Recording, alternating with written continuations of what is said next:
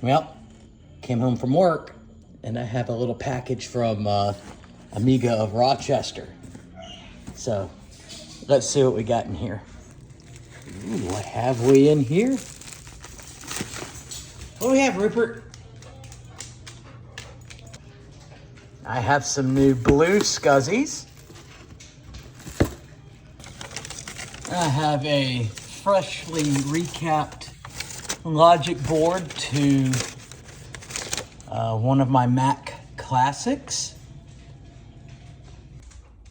So that's the Mac classic that this logic board belongs to, or not this logic board, that the one I just showed you belongs to.